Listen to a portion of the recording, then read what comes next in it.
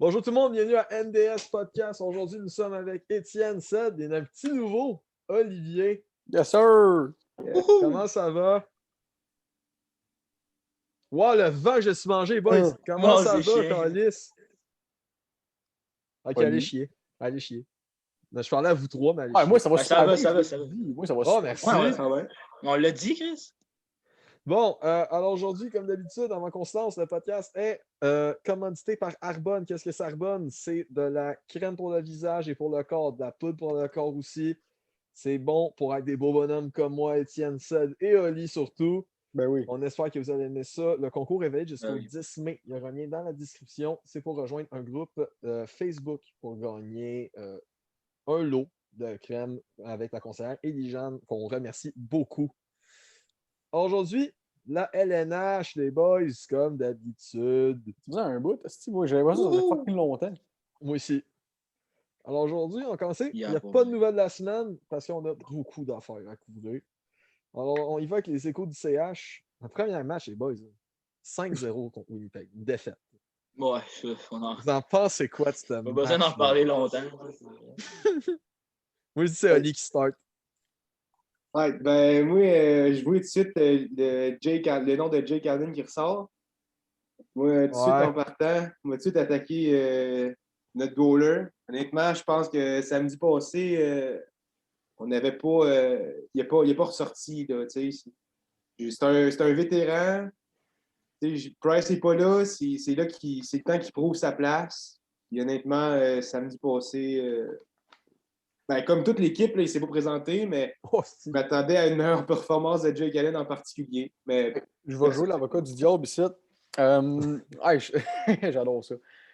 Pour Hey, faire changement, dans le fond. je te comprends totalement. C'est vrai que c'était vraiment fucking affreux. Par exemple, là, je peux spotter 3 buts, c'est les 3 derniers. Okay? C'était c'est pas de la faute à Allen, mais comme il peut pas faire grand-chose. Le troisième but, c'était un snipe insane. Moi, je sais plus qui l'a fait, mais c'était genre totalement câble. Il n'y avait plus d'angle, puis ça a juste à rentrer man, dans un fucking 2x4. Quatrième but, c'était fucking Andrew Cup, qui était juste seul dans le slot. Weber, mêlé comme un jeu de cartes, ne savait plus quoi faire. Puis ça fait cinquième quelques but. semaines qu'il est mêlé, lui. Puis même le cinquième but, c'était de la faute à Weber. Il fait un turnover de Pee-Wee, mon chum, là, j'ai jamais vu ça. Weber, il n'est plus là depuis un certain bout. Oh, ouais. Fait que, Ah, tu sais, lui puis Petrie, là, ouh. c'est ça. Fait que tu sais, t'as raison. L'équipe, en fait, c'est ça. L'équipe s'est représentée. Jake Allen a fait un peu pitié. Ouais. Mais je pourrais dire qu'il y a 2-3 buts. Là, Ah, effectivement. L'équipe en avant de lui a abandonné. Juste que moi, là où est-ce que j'ai de la misère, c'est qu'il accorde le premier but dans la première minute, si je ne me trompe pas, puis c'est un but qui aurait clairement pas arrêté. Tu sais. Ouais. Ouais. Ça change le momentum d'une game. Quand tu accordes un but, tu viens de commencer la game, ça te coupe les jambes, puis ça booste Winnipeg. Tu sais. Mais il y a Parce aussi que le un Canadien, c'est une mauvais. équipe fragile. Ouais. Mentalement. Là. Mais il y a aussi le call de leur coach en chef. Là. Je veux dire qu'il avait callé une interférence sur Perrault quand il était juste devant. Ouais. Et il n'y avait aucune interférence, ça a coûté un 2. Là, c'est comme mauvais call. Là. Ouais. Toi, ça, t'en as pensé quoi? Penser. Ben, en vrai, vous avez pas mal tout résumé, mais tu sais, quand Montréal était juste pas là, il jouait mou, on dirait qu'il y avait pas le goût de jouer. Puis, tu sais, encore une fois, je le dis quasiment à chaque game, les Canadiens perdent. Mais là, Oli a raison là-dessus. Allen, il n'a pas été là, mais reste encore une fois que c'est pas toute la faute du goaler, mais vraiment, genre, c'est juste une mauvaise game en général du côté de Montréal. Par contre, la seule bonne nouvelle que je peux dire côté de Montréal, c'est que Carl Connor est blanchi. Dans le corner, la bête noire du Canadien. Non, mais pour vrai, pour compléter, moi, je vais utiliser une expression que beaucoup de mes coachs ont dit, c'était une gang de touristes. Les Canadiens, c'était une gang de touristes. Là, contre C'était les Jets, triste, c'était honnêtement. l'enfer. C'était Pour triste. vrai, il était en vacances. Là. Ah, Weber, là, d'après moi, il pognait des petites photos. Là. Il faisait tout sauf jouer. Il joue au volleyball sur la plage là, avec un petit drink dans la main parce que. C'est ça. Ah, c'était décevant. Ensuite, par contre, gros match du Canadien qui sort contre Toronto, une belle victoire de 4-2. Paul Byron, un but, une passe. Il était pas sur le Intéressant. taxi squad, voilà, genre 3 semaines. Ben, il n'arrête pas de faire le voyage entre le taxi Ouais. et la formation. Là. Ben, si je peux starter, là, Paul Byron, j'étais un des premiers à être. Que j'étais un peu inquiet à le voir sur la première ligne. Tu sais, c'est un gars qui performe, il a de la vitesse. Mais je me suis dit, première ligne, il va-t-il être capable de suivre le rythme de Dano et Tatar? J'étais d'accord. Mais on voit tout de suite, dès que je l'ai vu sur le premier trio avec Dano et Tatar. Mais honnêtement, présentement, Dano et Tatar sont tellement performants que je pense que n'importe qui pourrait bien s'ajuster avec ces deux-là. Mais Byron, il a vraiment étonné. Puis tu sais, oui, dans le game de Toronto, il a ressorti. Mais toutes les games qu'il a joué avec Dano et Tatar, honnêtement, il joue vraiment des bonnes games. Mais ça élève son jeu à un autre niveau pour vrai. Là. Ouais. Puis si, tu sais, on voit ici, juste après sur un autre point, Nick Suzuki, le but. Est-ce que vous avez vu le but de Suzuki? Hey! Hey! Je pense que juste avec nos réactions, il n'y a pas besoin d'en rajouter plus. Mais c'est ça. Ouais, mais faut dire par contre, Jake Campbell a paru quand même un peu faible là-dessus. Là. Même si c'est tout un tir, mais ça a paru un peu faible. Le shot, excuse-moi. Là. Ouais. Mais Jack Campbell, il était temps qu'il connaisse une mauvaise game. C'était sûr que ça allait arriver à un moment donné. Oui. C'est juste pour renchérir sur ce que Oli disait, tu sais. Quand tu joues avec Tatar et Dano qui sont vraiment à un haut, niveau, t'as pas le choix d'être aussi bon qu'eux autres ou même meilleur qu'eux. Que ce soit n'importe qui. Là. Quand tu joues avec du monde qui sont bons, t'as pas le choix d'être là parce que sinon, ça marchera juste pas.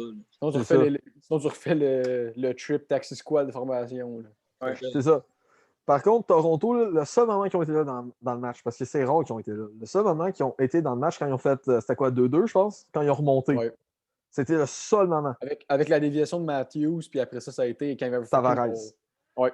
Ben ouais, mais gros, t'as vu le nombre de personnes qui avaient en avant de Jake Allen, chum?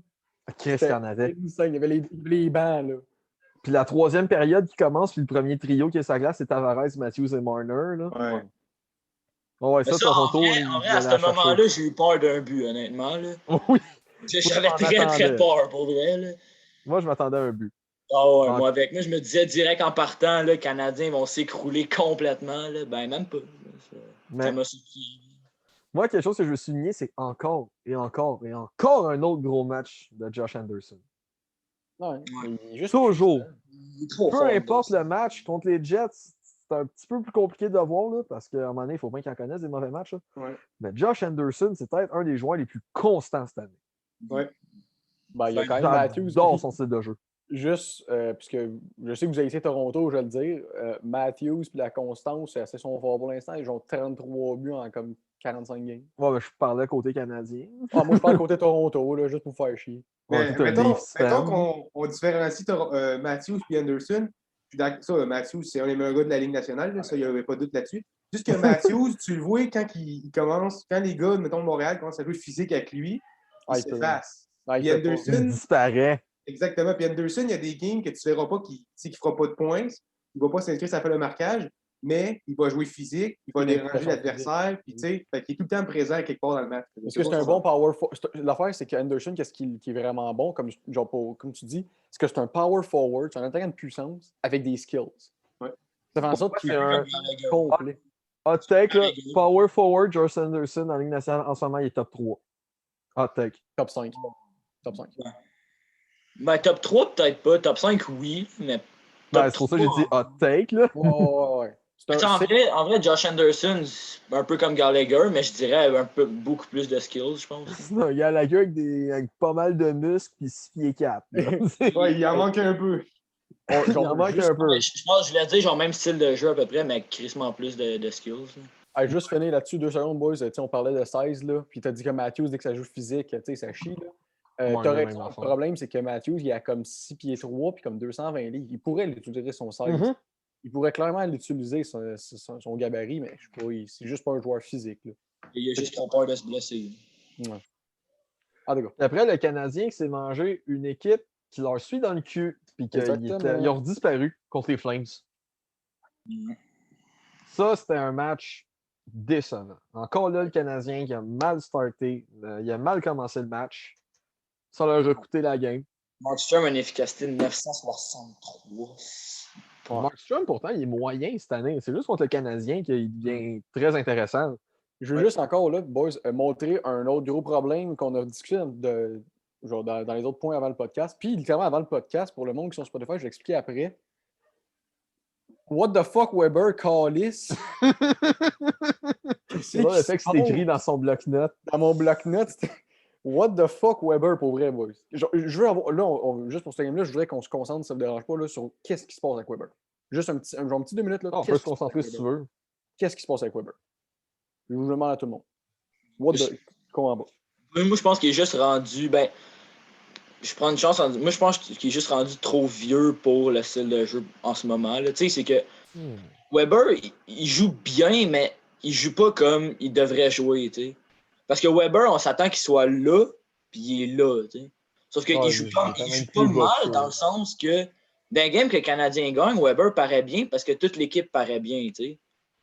Sauf que c'est justement dans ces games-là qu'on voit que Weber, il est juste, selon moi, je pense qu'il est juste rendu trop lent pour la Ligue d'aujourd'hui. Si vous avez remarqué aussi, on s'entend, on pouvait renchérir après, là. Même depuis le début de l'année, il n'y a pas eu de grosses games qui a stand-out que c'est le capitaine. Là.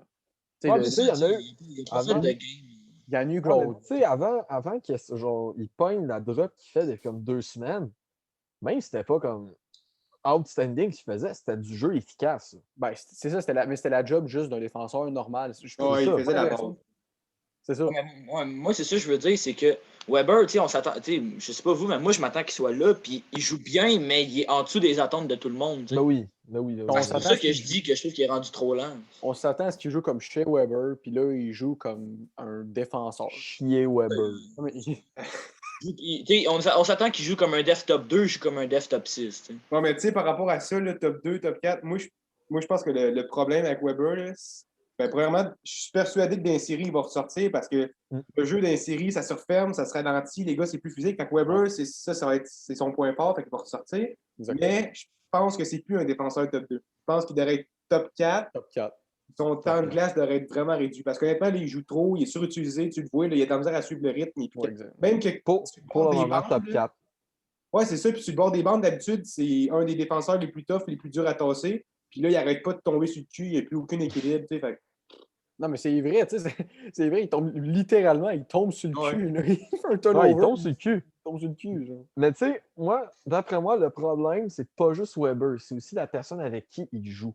Parce que ça reste qu'il joue, Chris Brett Kulak, c'est pas le gars le plus mobile. Là. Pour moi, il faut que Weber il joue avec un défenseur qui va aller attaquer, qui est mobile, puis d'après moi, c'est Romanov. Romanov, c'est la seule option pour Weber. Romanov ou Gustafsson.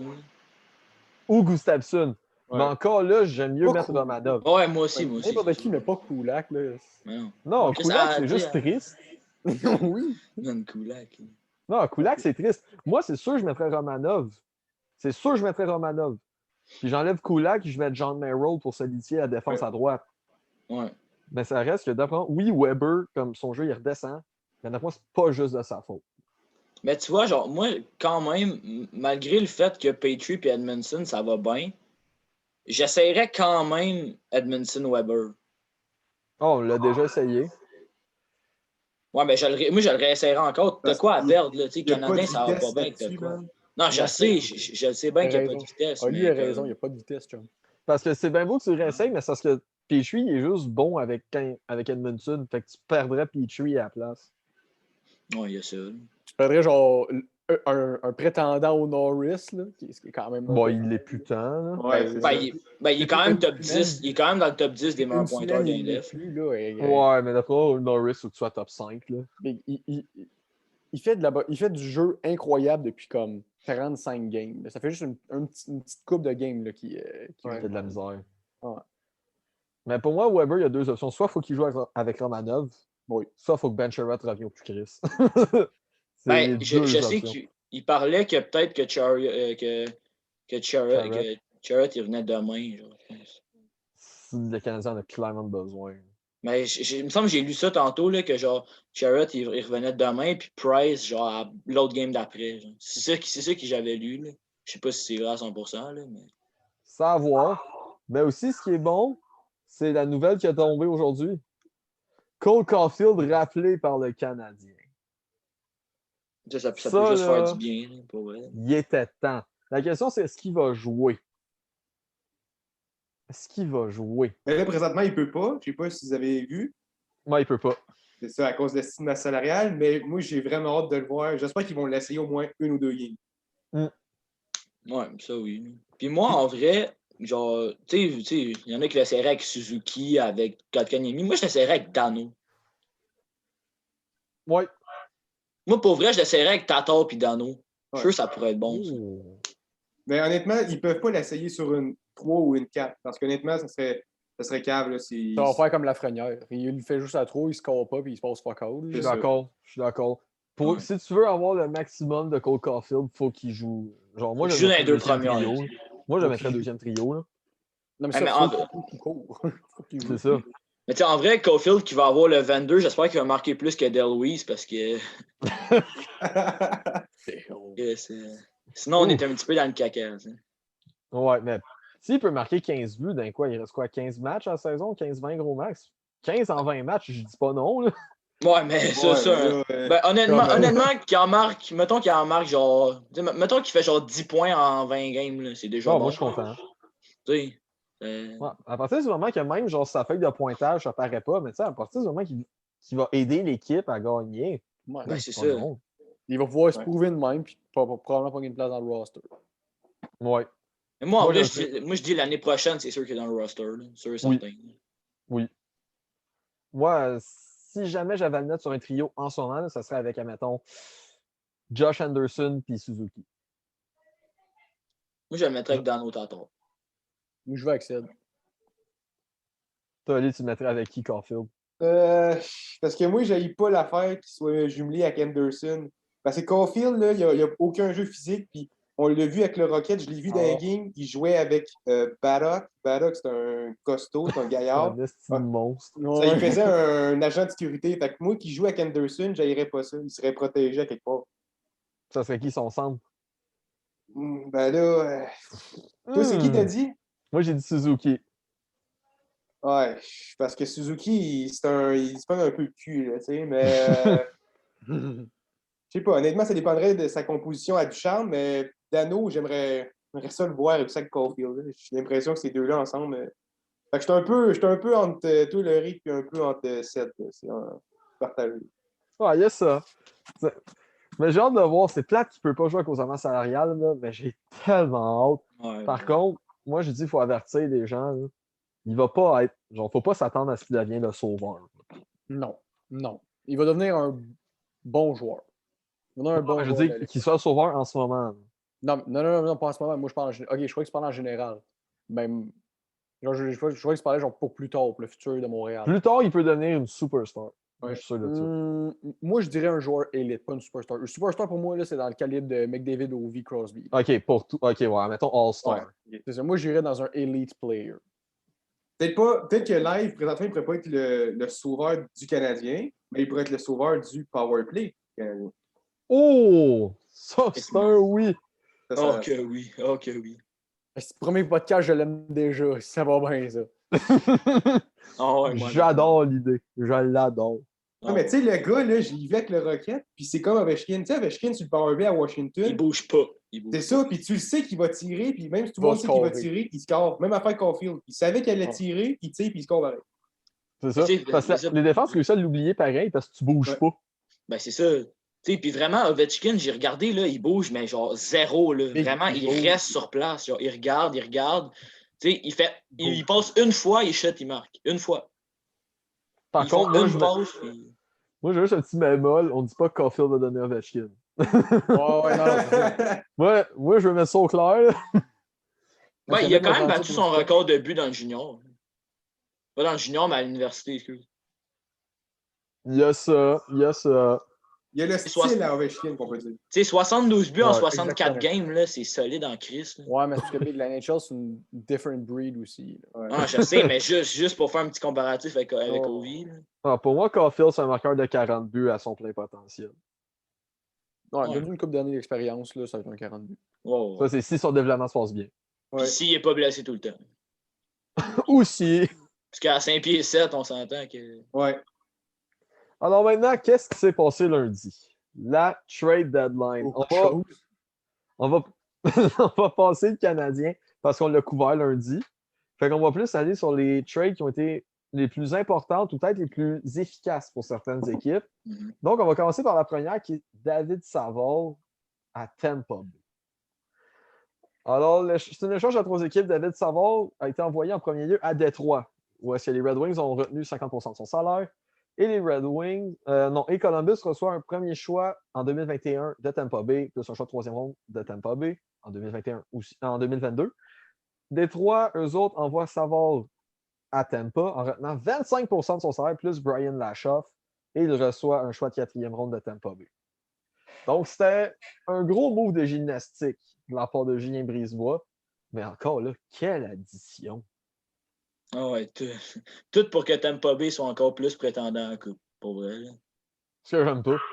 Non plus, vraiment pas, mais faut juste c'est un fait, là. Tampa Bay, avec ça, ils viennent de s'aider fois 1000. Là. Juste David Savard, tu rajoutes ça avec à toute leur défense, Edman, Sergachev, McDonough, Savard, ça te fait quand même un bon top 4, là, pour vrai. Là. Puis pour les gens qui ne savent pas c'est qui David Savard, qu'est-ce qu'il peut amener à Tampa Bay? Physique. Premièrement, oui. C'est un def défensif. I'm back, boys, désolé. C'est un def défensif aussi. Étienne, je te posais la question maintenant. Qu'est-ce que David Savard peut amener à Tampa Bay? Expérience, jeu défensif. Pas mal juste ça, moi, je te dirais. Jeu Pas mal physique tout aussi. Un séminaire. Parce que moi, ça serait les trois que vous avez dit. Expérience, Parce qu'à un moment jeu donné, défensif, jeu Faut physique. pas inventer des affaires. Là. Ça fait quoi? Ça fait combien de temps qu'il est dans la ligue, David Savard? Ça fait Il y longtemps. a... Ouais, ça doit faire autour de... Un bout. Fait que déjà là, Pas tu sais, moins de 10 l'expérience, ans, c'est ça, l'expérience, il est déjà là. Après ça, il est pas mal moins. Il est pas mal moins. Je dis, c'est quelqu'un de très défensif, beaucoup de conservateur. Tu peux pas réinventer la roue, chum. Là, c'est normal qu'il n'y ait Non, pas c'est ça. grand-chose à dire. Mais tu sais, ça reste que c'est une addition qui va comme, améliorer, Ah, ben oui. comme ça, il a dit, fois 100 Tampa Bay, même s'ils sont déjà boostés ces stéroïdes. Là. Effectivement. Ça complète le noyau de l'équipe. Puis, honnêtement, je trouve que Tampa fait encore un maudit bon trade parce que moi, ça fait comme un an, là, je dis que Tampa sont menottés, ils n'ont plus de marge sur la masse salariale. Puis encore là, ils réussissent à faire un tour de magie, ils réussissent à garder, ils ne prennent pas le salaire au complet. Puis, ils donnent un choix de premier tour, mais Tampa en même temps. Le choix de premier tour, ça va-tu vraiment leur servir à quelque chose? Ils sont bâtis pour une coupe d'années encore. Ouais, c'est ça. Hey, juste ajouter sur ce que tu as dit, Oli, parce que fun fact sur l'affaire de la masse salariale, pour l'instant, ils sont corrects, là, mais est-ce que quand les joueurs blessés vont revenir, Ouais.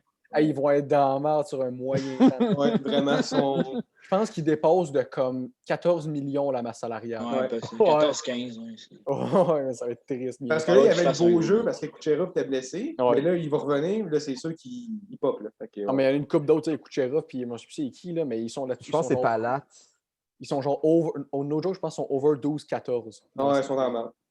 Ouais, Mais exactement. on a dit ça l'année passée, puis ils ont gagné la coupe pareil, les enfants de chien. Ouais, ça oui. Ça, c'est vrai, pareil. C'est plate à dire, mais c'est ça. Alors, on va aller au prochain. C'est là que je vais entendre Étienne dessus parce que c'est un fan de Toronto. Nick Foligno qui s'amène à Toronto. Dans un autre échange à 3 équipes, parce que Callis, il y en a eu. Columbus envoie Nick Foligno à San Jose. Ils retiennent 50% du salaire. Ils reçoivent un choix de première ronde de Toronto en 2021 plus un choix de 4 de Toronto en 2022. San Jose envoie Nick Foligno à Toronto en retenant 25% du salaire et Stefan Noesen à Toronto. En retour, ils mettent la main sur un choix de 4e ronde de Toronto.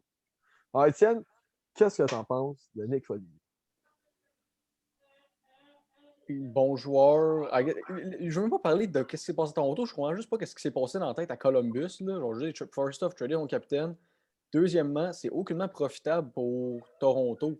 Ils sont déjà stack sur leur centre. Puis ils donnent genre de quoi. Je trouve que le trade il est plate en gros. Un choix de 4 avec Nick Foligno puis Stéphane. Genre oui, c'est un gros nom, mais c'est parce que ça avantage comme personne. Stéphane Noesen, qui est un gros nom, là, c'est ça que tu veux dire? Ouais. Oui! Mais tu sais, c'est ça. Je sais pas si c'est juste moi, boys, mais quand j'ai vu ce trade-là, j'ai eu le feeling que c'est comme juste un trade plate. On dirait que j'ai pas l'impression qu'il va avoir un gros impact. Ouais, moi, je trouve qu'ils ont fait un trade juste pour dire qu'ils ont fait un C'est mon trade. impression, parce que fais juste regarder les centres de Toronto, tu vas voir qu'ils n'ont aucunement besoin de centre, puis que le problème, c'est qu'ils ont besoin d'un goaler, premièrement. Puis comme deuxièmement, après ça, oui, ton choix de 4, OK, il ne va pas servir à grand-chose, parce que Toronto, tu es déjà stack. L'équipe qui a le fourth rounder, excusez, j'ai de la misère à parler, qui a le fourth rounder, il ne sert à rien, parce que premièrement, Le fourth wonder. le fourth rounder, il va être probablement dans le fond. Puis deuxièmement, c'est justement un choix de 4e ronde. Fait que je vois pas vraiment l'intérêt d'échanger ça. Personnellement, en tout cas. Ben, Pour moi, vrai? Bah, ouais. vas-y, Ali, vas-y. OK, parfait. Ben, moi, je suis d'accord avec toi. Je pense que Kyle Dubas, ce qu'il fait en allant chercher ça, parce qu'honnêtement, Toronto, c'est déjà. Ils n'ont pas besoin de ça au centre en tout. Mais je pense que Kyle Dubas, il fait ça justement pour se backer le cul un peu. Toronto, ça fait plusieurs années qu'ils n'ont pas de succès en série malgré les gros joueurs qu'ils ont. Je pense qu'en faisant ce move-là, il fait ça un peu pour se backer le cul en disant j'ai bougé pareil pour aller chercher de l'expérience pour les playoffs. Ouais. Honnêtement, je pense pas que c'est nécessaire. Puis, tu as un autre choix de premier tour. Puis, Toronto, ça fait je sais pas combien d'années qu'ils ont besoin de prospects en défense. Oui, ils ont Morgan Riley, c'est un jeune défense, mais ils n'ont pas de gros défense Sandin, à la là-dedans. limite. C'est ça, mais ils ont besoin de ces choix-là au repêchage pour aller chercher les top prospects en défense. Ils continuent de donner ça comme si c'était rien.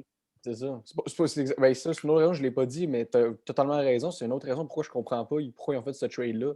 Ça fait littéralement avantager personne, à part peut-être qu'ils peuvent débattre sur comment de l'expérience de Nick Foligno. Ouais. Il aurait dû aller chercher David Savard. Ah, puis même là, il n'y a même pas eu tant d'expérience dans les playoffs parce que check que Columbus, ils ont été dans les playoffs dans les 10 dernières années. Ils ont été dans les playoffs combien de fois? Je pense 2 fois. C'est ça, j'allais dire, 2 fois.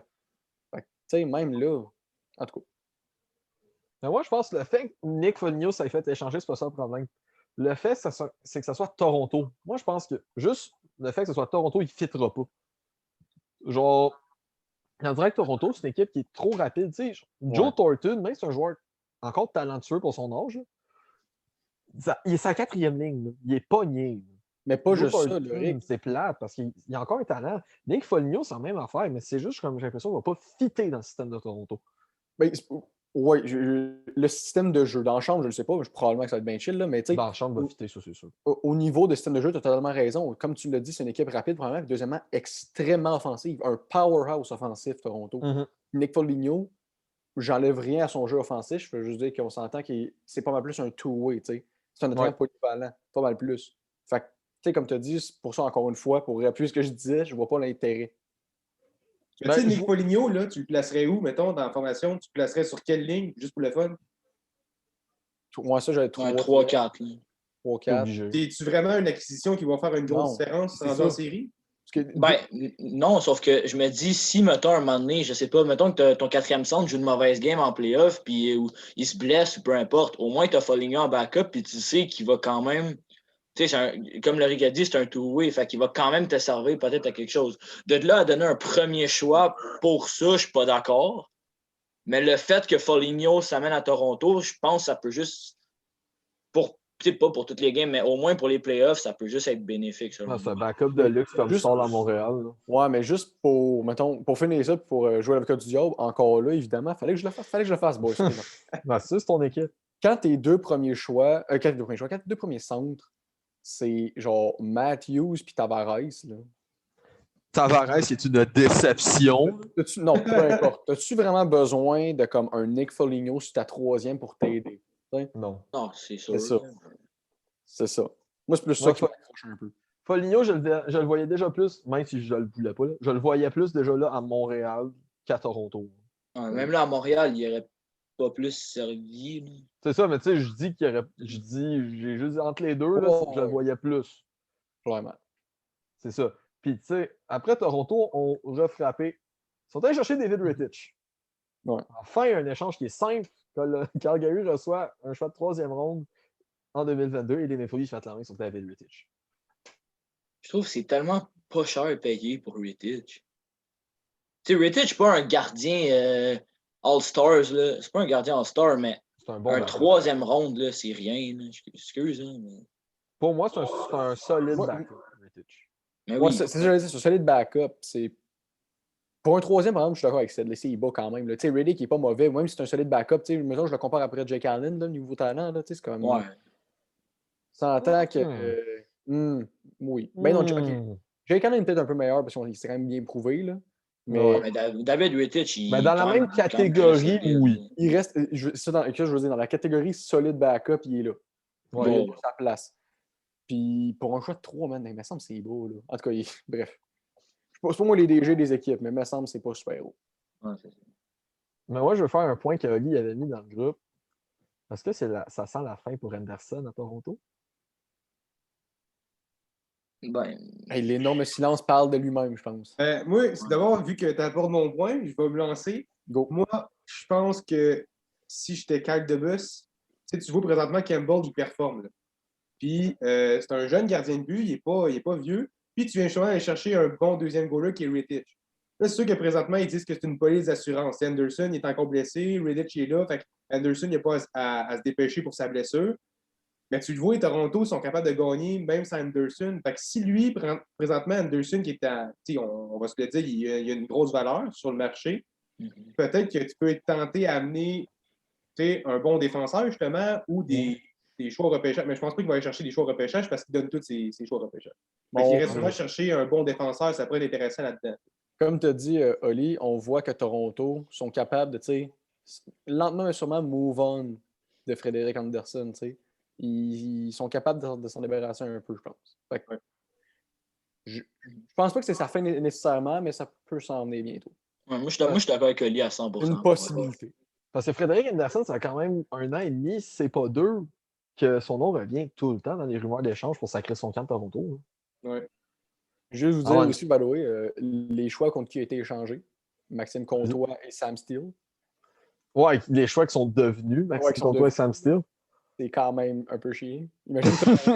Imaginez Toronto avec Maxime Comtois et Sam Steele. Ouais, là. Là, oublie ça, s'il gagne la coupe. Ça aurait aucun sens, Big. Moi, je dis qu'elle ne gagne pas parce que c'est une équipe de choker depuis 68 ans. Ouais. Je quitte le podcast. Bye, boys. Ciao, là. T'aurais pu me remettre Montréal d'en face à genre 28 ans. Ouais, c'est ça. Celle-là, j'adore la photo. Jeff Carter. Jeff Carter. Carter. Il y a un bum, gros. C'est quoi ça? Pour les personnes sur Spotify, c'est juste Jeff Carter qui sourit et il n'y a pas de dents dans la gueule. Poudré, man. Jeff Carter s'en va à Pittsburgh en retour d'un choix conditionnel de 3e tour en 2022, un choix conditionnel de 4e ronde en 2023. On n'a pas réussi à mettre la main sur quelles sont les conditions, malheureusement. Mais d'un autre bon, c'est 0 payé. C'est relatif. Mais encore une fois, pour ce que je disais, un 3 puis un 4 contre Carter, puis un 3 pour Rittich. Tu donnes plus pour... Il ne vaut pas Carter, là. C'est ça, je t'ai... Parce que tu donnes plus pour un gars qui a... Il est quand même genre 1000 ans, il a genre 36 ans, là, tu sais. Un peu plus cher. Tu donnes plus pour aller chercher un gars qui a 36 ans qui va te faire quoi, à 15 points cette saison, puis tu donnes juste un 3 pour aller chercher un solide backup. C'est un vol, là, comme excuse. Moi, honnêtement, ça, je trouve que Pittsburgh, c'est un excellent move de la part de Pittsburgh. Parce que ça, c'est de l'expérience. C'est de l'expérience peu. Jeff Carter, on va se le dire.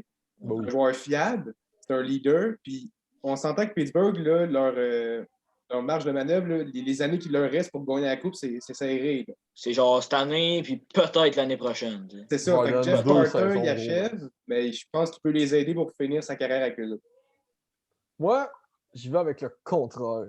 Moi, à partir du moment que les Pingouins se sont fait battre par le Canadien dans la bulle, pour moi, ça voulait tout dire. Pingouins, c'est rendu une équipe pas finie, là, mais sont bien trop proches.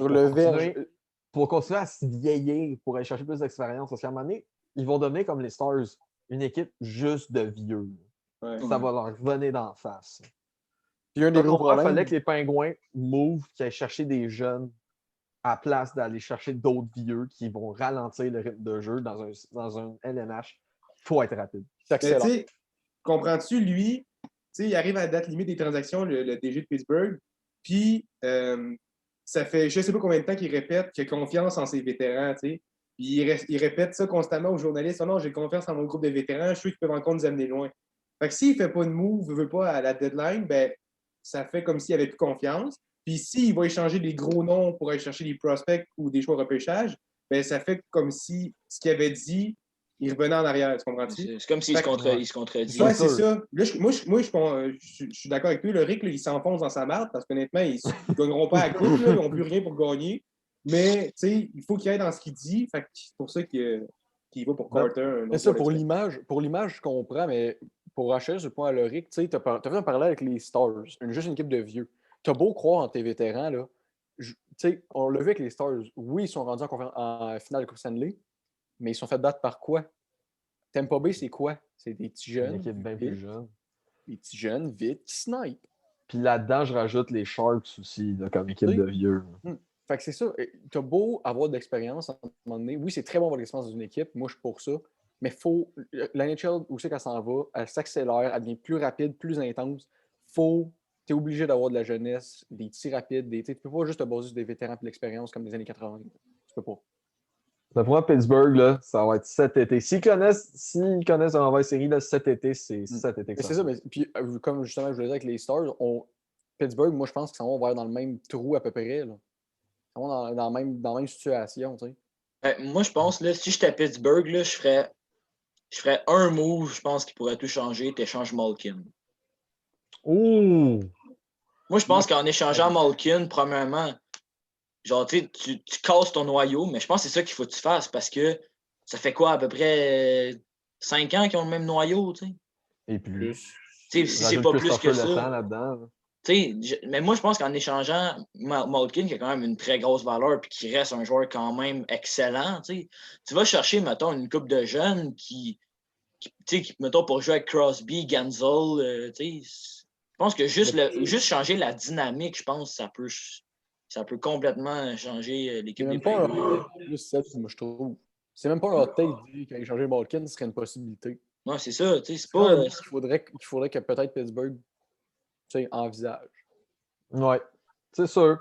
Mais d'après Pittsburgh, c'est un sujet à revenir dans un prochain podcast. Un autre échange que pour moi, je ne comprends pas. Taylor Hall s'en va à Boston. Déjà, ça fait bizarre d'avoir Taylor Hall dans un chandail des Bruins. Ouais, c'est vraiment weird. Les Sabres de Buffalo reçoivent Anders Bjork et un choix de deuxième ronde en 2021. Les Bruins, eux autres, reçoivent Taylor Hall avec 50% de son salaire retenu par Buffalo et Curtis Lazar. Un vol. Un vol total. Plain out, un vol. Total. Ben ouais. Dans cette, t'as juste bugué. Mais c'est un vol, littéralement. Anders Bjork, on est loin du potentiel de Taylor Hall. Même, je sais qu'il a une mauvaise saison, mais Chris, il y a des limites à échanger un gars qui a un potentiel de comme deuxième trio à son potentiel rempli. Là. Anders Bjork, ça va être un gars de troisième trio, dépanneur, ça à deux, puis choix de deuxième ronde. C'est contre Taylor Hall. Moi, désolé, là, dès que tu échangeais Taylor Hall, tu le perdais le trade. Genre pour les défenses, je veux dire, là. À moins que ce soit quelque chose qui c'est Buffalo, là. Non, mais à moins que ce soit vraiment quelque chose de solide, là. N'importe quel autre trade qu'il y avait, c'était un. Genre, ils se sont fait baiser. Là. Désolé, là, mais ils se sont fait baiser. Ouais, les Bruins, ils ont volé. Puis Boston, eux autres, ils disent juste merci beaucoup, vous m'avez donné Taylor Hall, puis. Boston, il était obligé. Les Sabres, ils étaient obligés d'accepter l'échange. Parce que Taylor Hall, il a juste signé un contrat d'1 an. Fait que c'était soit tu le perdais contre rien, comme les Islanders avec Tavares, ou tu l'échangeais pour avoir un minimum. Ouais, mais tu demandes plus que Anders Bjork puis un choix de 2 contre Taylor Hall, Big. Ouais, mais gros, t'es même noté, là. T'es Buffalo. Là. Ah, c'est ça. Ben, pas tant, Big. C'est toi qui as Taylor Hall. Ouais, mais tu peux pas faire beaucoup de demandes parce que le temps, il roule, là. C'est sûr. C'est surtout que aussi, c'est un guess à prendre parce que si tu demandes beaucoup, ça veut pas dire que les équipes vont t'offrir beaucoup. Puis s'ils t'offrent pas ce que tu veux, tu le perds aux agents libres. Moi, je pense qu'il s'attendait à plus pour recevoir pour Taylor Hall, mais il a fallu qu'il descende sa demande parce que sinon, ils vont le perdre gratuitement. Ouais, c'est ça. Probablement. Tu sais, moi, déjà là, je m'attendais à ce qu'il y ait au minimum un choix de premier tour. Ouais. Tu sais, au minimum, là. Mais non, c'était Anders Bjork, un choix de deuxième ronde. C'est un vol. Si Taylor Hall redevient le Taylor Hall qui était, parce qu'à Buffalo, on s'entend que c'était crissement moyen. Non, mais c'est Buffalo, Big. Là. Ah, mais là, il va jouer avec Boston. J'espère qu'il va faire un minimum. À Buffalo, c'est pas compliqué. Là. Tu vas là, tu peux pas avoir une belle fin à Buffalo. C'est pas possible. le meilleur exemple récent à Buffalo, c'est fucking Ryan O'Reilly. Quand il a dit à s'en allant de Buffalo, quand il a dit qu'il était proche de prendre sa retraite tellement c'est une culture de cul. Ouais. Puis je me demande encore comment Jack Eichel fait pour pas demander de trade. Je me demande encore. En plus, il est tellement bon, Big, en plus. Genre pas là, mais tu sais, genre son talent, là, il est insane à ce gars-là. Jack Eichel. Ça n'a aucun sens, Big. En ce moment, il joue comme de merde, là, parce que c'est pas flow, puis c'est comme juste l'équipe va mal. Non, là. mais il est trop fort, Eichel. Il est tellement fort, là. Les rumeurs, il y en avait juste une des rumeurs, puis c'était lui contre Lafrenière, puis d'autres affaires, effectivement. Mais c'est genre Eichel contre Lafrenière aux Rangers. Ben, moi, excuse, mais je le fais. Là. Moi aussi. Ben oui. Je le fais 100 000 à l'heure. On se cachera pas que Lafrenière, bon, il est très loin de la valeur de non, mais je me souviens pas du package qu'il y avait au avec complet. d'autres il y avait autre chose avec. Mais oui, mais c'était genre les jeunes qui étaient impliqués, c'était Eichel puis Lafrenière. Mais Eichel, là, je sais pas qu'est-ce qu'il fait. Je sais pas ce qu'il fait. Mais tu sais, aussi, c'est parce que Lafrenière, il est mal utilisé. Tu sais, il est à 3, puis il fait fuck all. Alors, dernier échange, on arrive à Anthony Mantha. Et ça, je sais que Seb avait hâte d'en parler, d'Anthony Mantha. Moi, je vais laisser Seb. Je l'ai checké un peu, mais pas tant, je vais laisser Seb y aller. Vas-y, Seb. Hey, moi, je trouve, pour vrai, je trouve que c'est rien pour Mantha, là. Excuse-moi, là, mais tu sais, Jacob Vrana, un excellent joueur, tu sais, oui, ok, tu sais, un excellent joueur de deuxième ligne. Tu sais, Richard Panic, troisième. Troisième trio, hein. Tu sais, troisième trio. Un choix de first qui va te servir à fuck all parce qu'il va être dans le fond. Un choix de 2 qui va te servir à rien parce qu'il va être dans le fond. Tu sais, puis tu reçois un joueur de qualité, un probablement dans le top 10 des meilleurs dans le top 10 des meilleurs, je pense qu'il est centre menteur. Ouais. C'est un ailier droit. Il peut pas jouer. Il me semble qu'il joue en tout cas. C'est dans le top 15 des meilleurs alliés de la ligue, sûrement. Là. Tu sais, puis que je sais pas, tu reçois juste un bon joueur comme Mantha puis tu donnes fuck all dans même un vol complet. Moi, Seb, là, je suis d'accord avec toi. Je pense aussi que c'est un vol. Je sais que c'est vraiment c'est pas unanime, mais moi aussi, je suis d'accord que c'est un vol, que c'est pas payé cher pour Anthony Mantha. Honnêtement, Anthony Mantha, là, je sais pas si tu vas être d'accord avec moi, Loric, mais moi, je le comparais à un Josh Anderson. Ça là, c'est pour et c'est contre. Anthony Mantha, un Josh Anderson, mais crissement plus de mains puis crissement plus de skills. Là. Anthony Mantha, je vais dire mon point après. Il avait pas une grosse carrière, OK, mais présentement, sa saison n'est pas bien, mais il joue à Détroit. On ne peut pas se fier là-dessus. Honnêtement, Anthony Mantha, c'est un gars il va jouer sur tes 2 premiers trios. Puis honnêtement, c'est un gars fiable. Sérieusement, moi, il fit vraiment à Washington. Il va venir renforcer cette équipe-là. Puis pour ce qu'ils ont donné, là, Panic, sa carrière achève. Un choix de premier tour, deuxième tour. Ben, Washington n'en a pas de besoin de ces choix-là. Ils ont l'équipe bâtie encore pour une couple d'années. Ben, c'est ça. T'sais, la pièce m'intéresse là-dedans, c'est Jacob Vrana. Puis si on y va un pour un entre Mantha et Vrana, je pense pas qu'on peut vraiment comparer ces gars-là. Le Mantha, il est un peu supérieur à Vrana. Puis Vrana, son développement, il est loin d'être complet. C'est juste, sans rien enlever à Vrana, qui est quand même un bon joueur de deuxième ligne. Oui. Un très bon joueur de deuxième ligne. On s'entend qu'Anthony Mantha qui a quand même 24 points en 44 games à Détroit. Ouais, c'est quand même un peu décevant pour Mantha. Là. Mais Big, à Détroit. Ouais, je sais que c'est Détroit. C'est comme si tu disais que genre Eichel, il a, mettons, 20 points en 35 games avec Buffalo, là, ça serait fort. Là. Comme si tu disais qu'Eichel, il est décevant ou genre il est pas bon. Non, je sais que c'est bon pour Détroit, mais tu sais, je vais dire mon point une fois qu'Oli aura fini. Là. OK. Ben vas-y, Loric, j'allais terminer. Bon, quand j'ai vu tout ce que les Red Wings ont reçu pour Capitals, au début, j'étais comme vous, je trouvais que c'était genre pas cher. Après, pendant comme 1 heure, j'ai regardé Anthony Mantha, toutes les analyses de plein de monde et tout. Finalement, j'ai remarqué que c'est cher payé par les Capitals. Et je sais que ça va surprendre quelques-uns. Pourquoi? Anthony Mantha, autant comme ça, il a dit, il y a des skills. Oui, il est comparable à un Josh Anderson à un certain point. Mais Anthony Mantha, à part, si vous regardez comme faut, à part scorer, il fait rien. Il fait rien. Il va juste amener du score. En défense, il est moyen. Son positionnement, ben là, on va voir avec Niklas Backstrom et TJ Oshie si ça change, parce qu'on s'entend que c'est quand même crissement de la qualité. Là. Mais comme son positionnement, il y a encore de la misère. Oui, il y a des bonnes mains, il y a un bon snipe, il y a une bonne vision. Mais tu sais, il y a encore de la misère. Ça, Loric, il se force pas. Mais ça, Loric, tu peux encore retracer ça encore plus loin. Sur 2 choses principalement. Peut-être la mentalité de perdant des Red Wings qui est installée depuis une couple d'années. Puis la deuxième chose, le développement. Peut-être qu'à Red Wings, ça ne m'étonnerait même pas, peut-être qu'à Détroit, leur développement de jeunes, il est dégueulasse. Fait que ça fait en sorte que ça fait des prospects pour eux, tu sais, qu'ils ont des défauts. Moi, je trouve le meilleur exemple, Philippe Zadina. Oui. Le meilleur exemple là, que le développement n'est pas bon, c'est Philippe Zadina. Je ne dis pas que tu as tort, je veux dire que tu peux retracer ça plus loin pour peut-être voir exactement pourquoi c'est de même.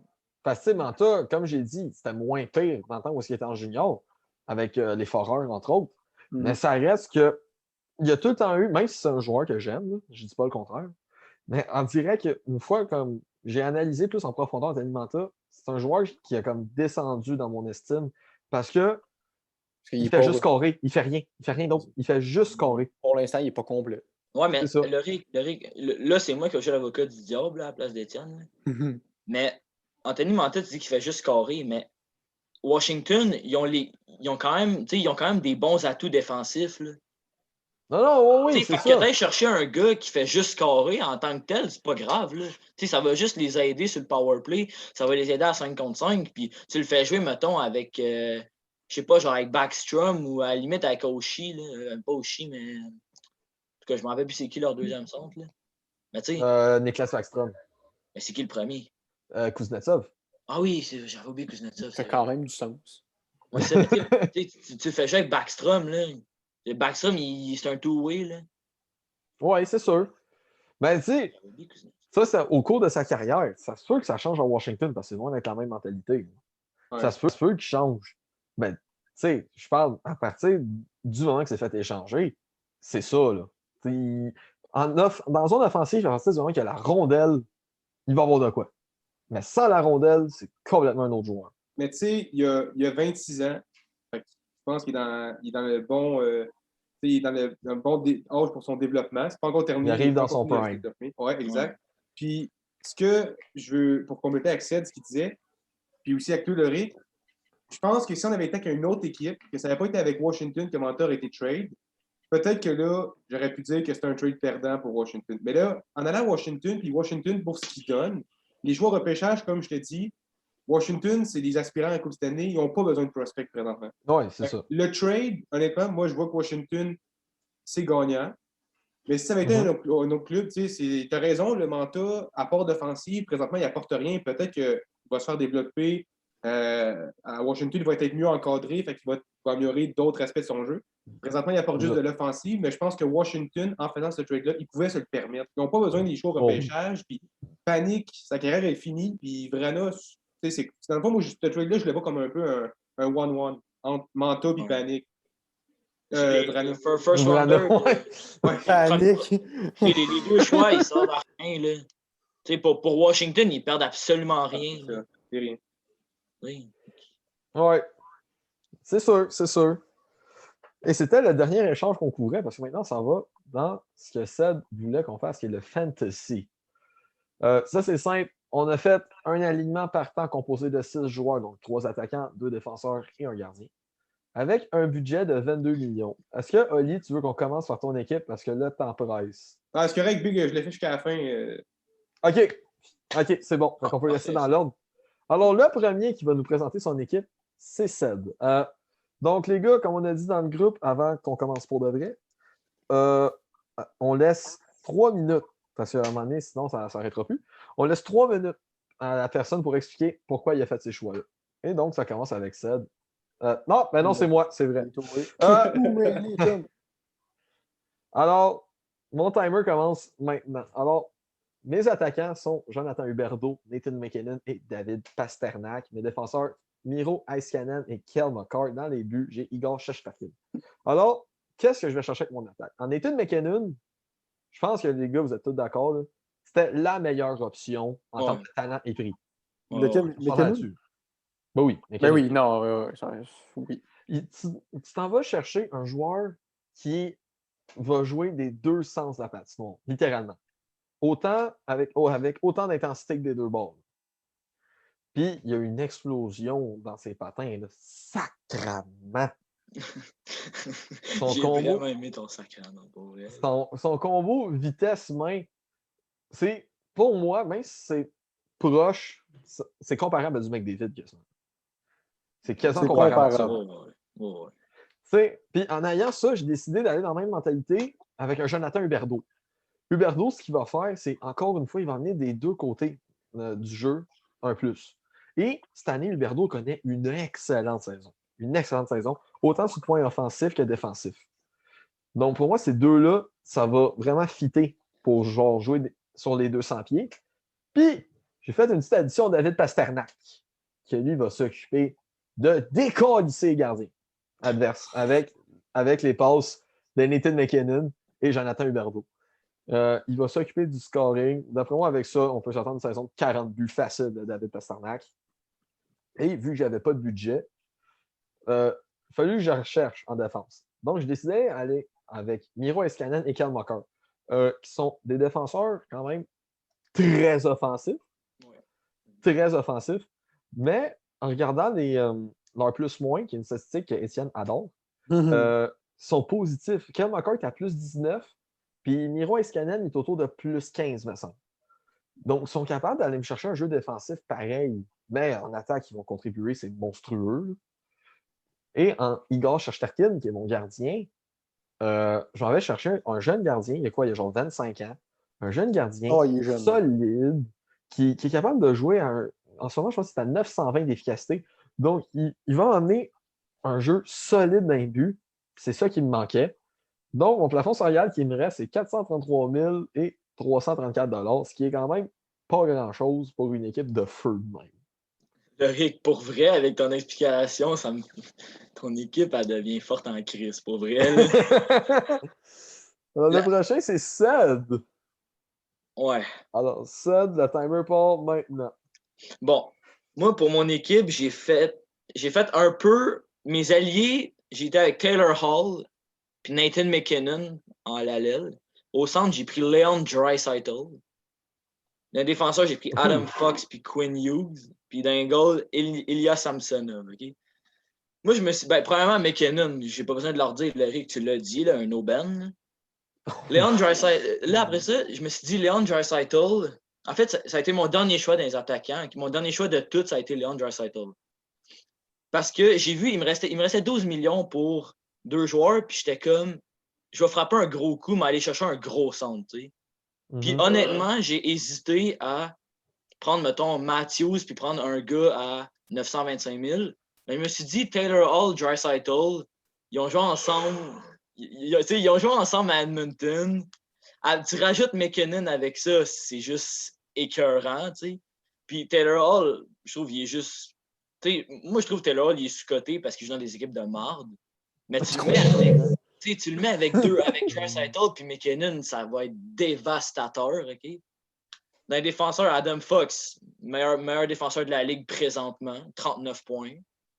Quinn Hughes, on n'en parle même pas. Quinn Hughes, son nom, on connaît. C'est ça, tu sais.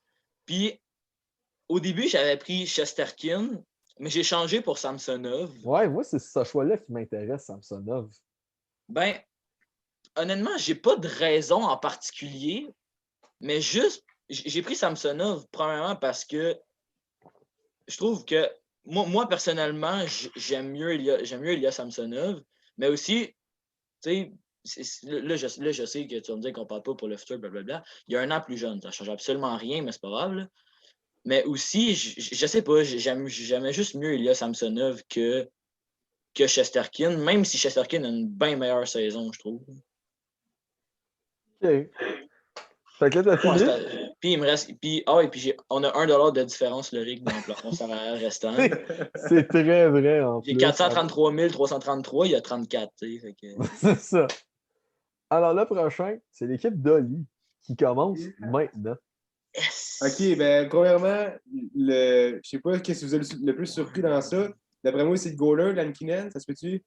Non, Lankinen, c'est un bon choix. Ouais, très bon choix. Très bon choix. Ben honnêtement, Lankinen, moi, c'est le premier qui m'est venu en tête parce que ce gars-là, c'est une révélation pour moi cette année. Je l'ai vu goaler avec les Hawks, puis sérieusement, c'est un prochain goaler numéro 1. Là. Ce gars-là, il goal. Par la suite, je me suis dit, tu sais, il me semble qu'il y a une équipe trop offensive, il manque toujours de quoi en défense. Je me suis dit, tu sais, mettons, on voit un peu que les Maple Leafs, bien de l'attaque, pas de défense, ça fait dur. Fait que je me suis dit, on va tout de suite équilibrer de quoi? Fait en premier lieu, ben, j'ai cherché McKinnon. On peut en reparler. Là. Tout a été dit là-dessus. Fait après ça, deuxième choix que j'ai été faire, ben, c'est Victor Edmond. Honnêtement, c'est un défenseur complet. Il peut t'apporter autant de défensives que des défensives, puis il est fiable. Oui. Après ça, Inskalen, tu en as parlé tantôt, le Rick, défenseur offensif, c'est un prospect, il est jeune. Fait que je pense que les deux ensemble, ça fit bien. Patrick Laine, marqueur de but naturel. Tu as toujours besoin de ça dans une équipe. Il est gros, il frappe.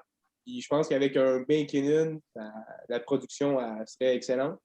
Puis, je fais Jnika. J'ai envie de te dire que c'est un petit magicien. Là. Lui, c'est la carte cachée de l'équipe, j'ai envie de te dire.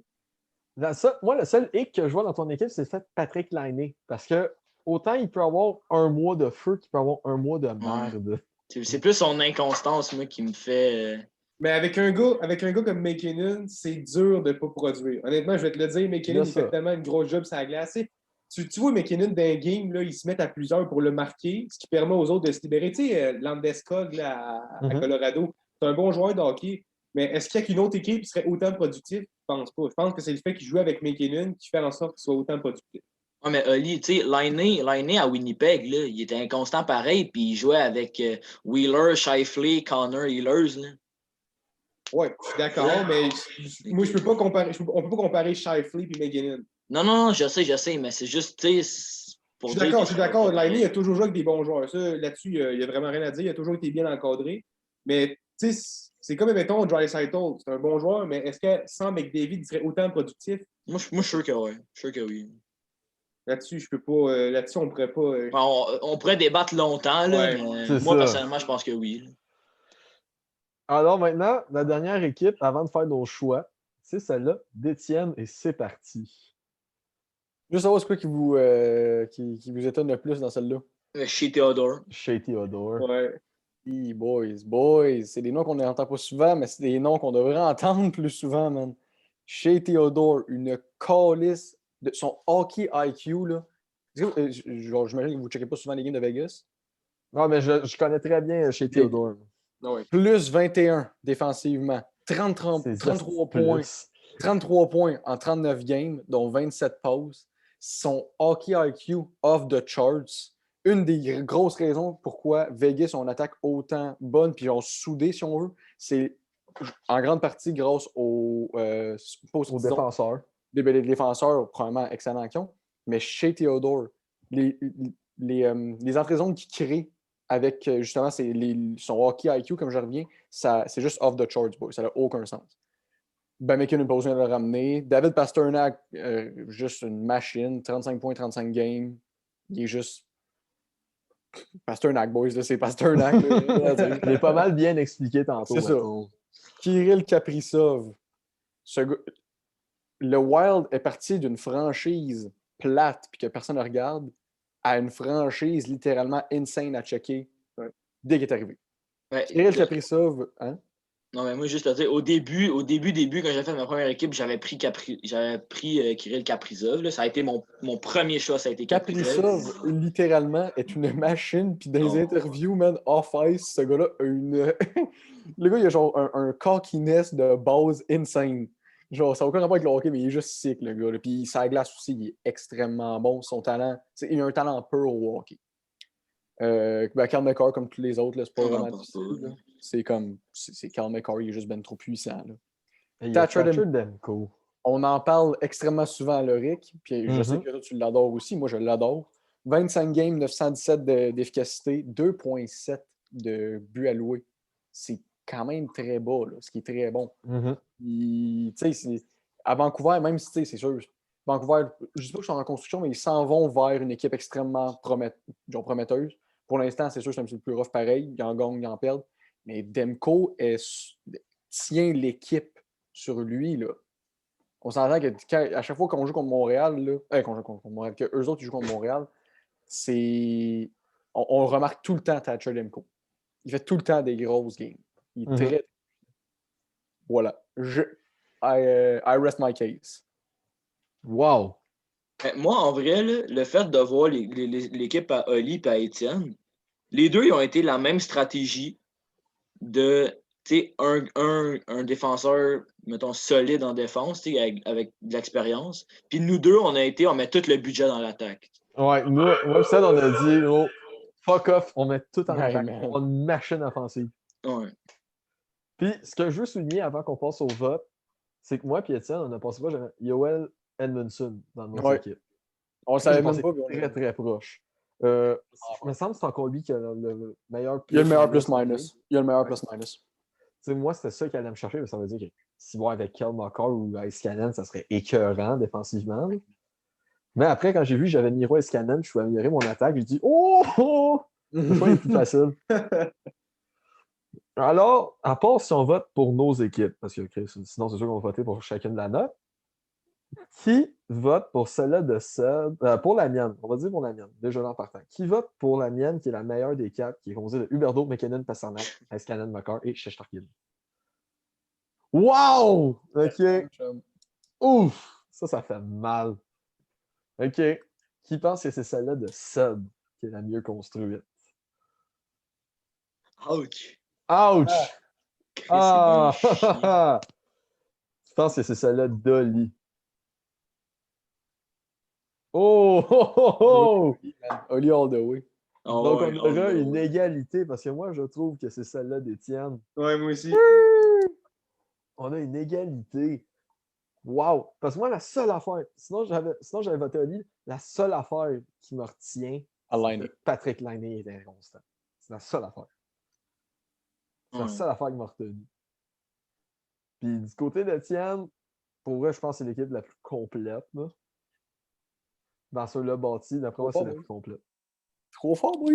Trop fort. Non, Oli, il y avait une crise de film et tout pour vrai. Ouais, non. On a tous mis des bonnes équipes. Oh, juste deux. Ben, on peut dire qu'il y a vraiment eu juste deux philosophies différentes. Exactement. Il n'y en a pas eu quatre, il y en a eu deux. Ouais, ben honnêtement, ta team Loric et la team A7, vos deux teams, c'est deux excellentes teams. C'est juste parce que, tu sais, ce qui vient en lien avec vos teams, moi, mettons, je pense toujours aux Maple Leafs. Grosse attaque, mais défensivement, ils n'ont rien. Puis est-ce qu'ils ont du succès? Ils ont d'avoir du succès en série. Parce qu'honnêtement, en saison, probablement, j'aurais été avec ta team Loric ou celle à 7 parce qu'il y a du talent naturel là-dessus, puis ça va bombarder. Mais rendu en playoff, ils ne sont pas assez complets pour performer. Fait que là, c'était une team qui faut qu'ils performe. Honnêtement, c'est là, Étienne. Puis Oli, pour rajouter un argument sur ce que tu dis, si on avait basé non sur l'overall, mais sur le power play, c'était clairement l'équipe à Ced ou à Loric. Ouais. Le power play, ça a été violent. Ah, le power Attends, play. fais juste retourner à l'équipe à Loric. Loric, retourne à ta team. C'est si boire, mon gars. Huberdeau, McKinnon, Pasternak, Ice Cannon, McCarr, excuse-moi, mais. Mon powerplay il a été violent.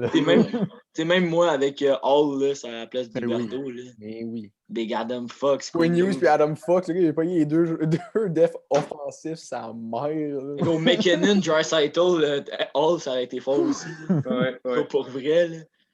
Ouais, vous autres, vous êtes allés plus comme overall, moi, tout ça. Ouais, mais tu sais, en vrai, l'équipe à Étienne, même en powerplay, là, Pasternak, McKinnon, Kaprizov, excuse-moi, mais j'ai peur, là. Mais gros, nos quatre équipes en j'ai peur des quatre équipes, là. Ouais, c'est ça. Les quatre équipes, c'est dévastateur. Ça change pas que, tu sais, vu qu'à défenseur, mettons, nous autres, on allait plus sur de quoi de plus conservateur sur un des deux. Puis, mettons, entre Kirill Kaprizov puis Taylor Hall, genre, oui, les deux sont extrêmement forts, mais Taylor Hall, il y a plus de temps dans la ligue, il sait comment ça marche. Kaprizov, il vient d'arriver, tu sais. Mais pour compléter avec Kaprizov, tu as raison, Étienne, ce gars-là, vraiment, il a changé l'image du Wild. Les games du Wild, c'était des games serrés qui finissaient par un score de 1-0, 2-1 parce qu'il cherchait à plus se centrer sur la défensive, tenir ça serré. Kaprizov vient changer l'image au complet. Ce gars-là, il est magique. Oh oui, il est magique. Ben, c'est un peu comme Tim Stützle à Ottawa. Là. Oui. Ouais. C'est un différent niveau parce que Kaprizov le ramasse en ce moment. Là, mais... Oui. Ouais, mais tu sais, je parle de l'image qui dégage. C'est dans le même mindset. Ouais, mais en plus, gros, Kaprizov, même pour les viewers, là, allez voir des interviews de Kaprizov. Le gars, il est tellement sick, là. Tellement sick. Donc, à moins qu'il y avait quelqu'un d'autre qui avait quelque chose à dire sur une des équipes, moi, je pense qu'on peut finir ça là. Ouais, mais moi, je propose que la prochaine fois qu'on fait ça, on baisse le plafond. Donner plus de challenge. Ouais. Oh ouais. Parce que là, ça donnait des sales équipes. Là. Ouais, c'est ça.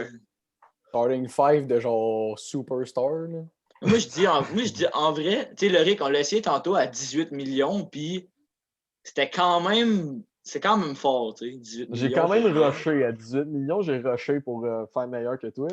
J'ai travaillé dans le tabarnak. Là, mais... Au pire, le Rick, si tu veux qu'on rush vraiment avec les mathématiques, Chris-nous l'équipe de Tampa Bay avec tous les joueurs revenus en formation. Qu'est-ce qu'on ferait avec? Des heures de plaisir. Ah, juste vous dire, j'ai 33 en maths, fait que laissez-moi une chance, s'il vous plaît. Ça, c'est le Decisions Room 2.0. Ouais, c'est ça. Alors, d'après, on peut mettre fin. J'espère que vous avez aimé ce podcast-là. Nous autres, on l'a adoré. Ah ouais, vraiment. Ça, c'est- vraiment. N'hésitez pas à vous abonner, à partager et à liker. N'oubliez pas le concours d'Arbonne qui est magique. Pour vrai, c'est vraiment, je suis vraiment content d'être avec eux autres. C'était NDS Podcast et sur ce, passez une bonne journée.